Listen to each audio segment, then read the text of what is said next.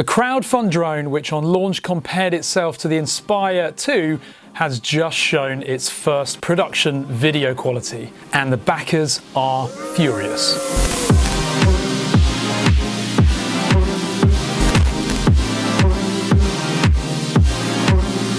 Hi, I'm Ash from DroningON, and I know it's been a while since I produced new content, but I've been so busy moving to a new country, and we're currently building a house where I will have a dedicated space for making content. So later this year, probably around July, expect a lot more. In the meantime, just watch this.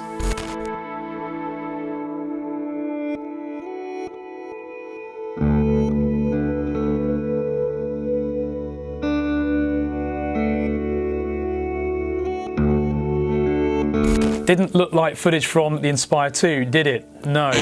This company is called Fliers, and they have a pretty rocky and troubled past in terms of crowdfund campaigns, and Microdrone 4.0 is no exception. This product was first announced in January 2019 and promised early delivery. In fact, their campaign even said guaranteed June delivery, but it's actually now almost a year late. When the campaign kicked off, they claimed that the production process was ready to go, but quite clearly the troubles and challenges shown so far prove that that claim was far from the reality. Fliers even had a stall at the CES 2020 show, but the product didn't fly. The excuse given was that they hadn't invested in any safety netting and so therefore couldn't fly it at the show, and yet somehow they still won an award from Rotor Drone magazine.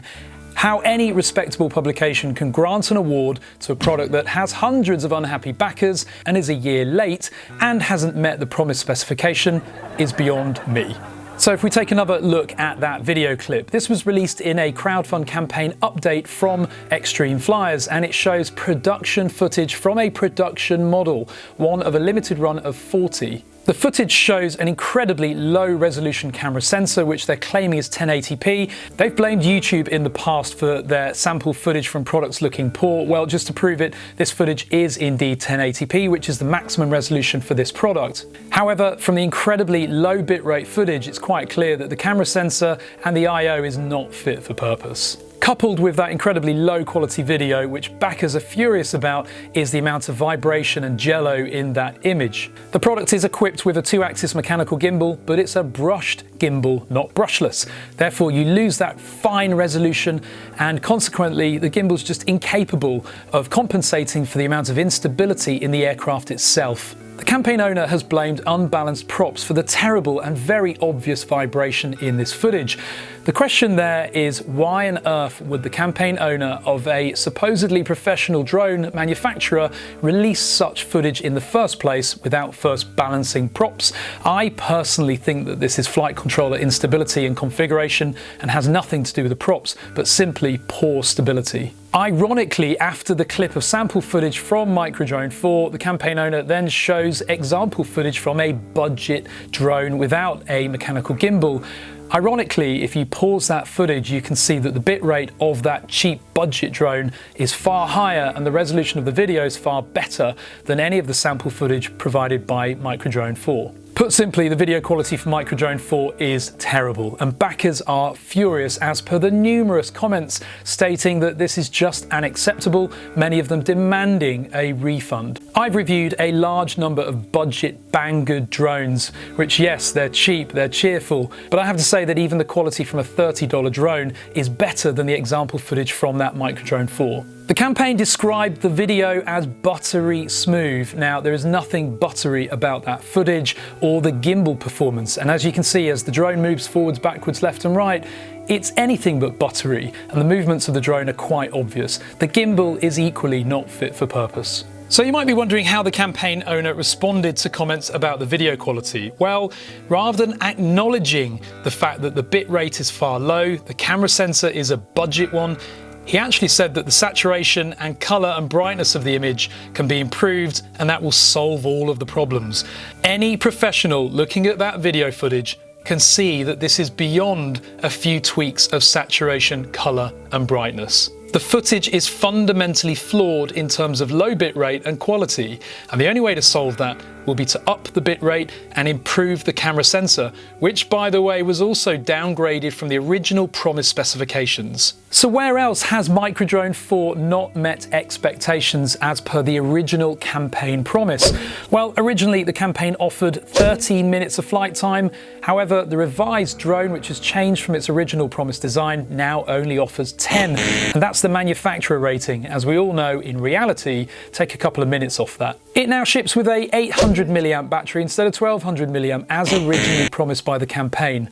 Again, this is because they realized the drone just wasn't viable and they had to reduce the weight by cutting down the size of the battery and consequently cutting down the flight time, which was promised in the original campaign. It was originally promised to be 125 grams in weight, but it now weighs 170. That's an extensive increase on the original campaign promise. It was due to ship with an upgraded 12 megapixel camera, but at the last minute, they've downgraded it to a 5 megapixel camera on the basis that apparently they tested it and it doesn't make any difference.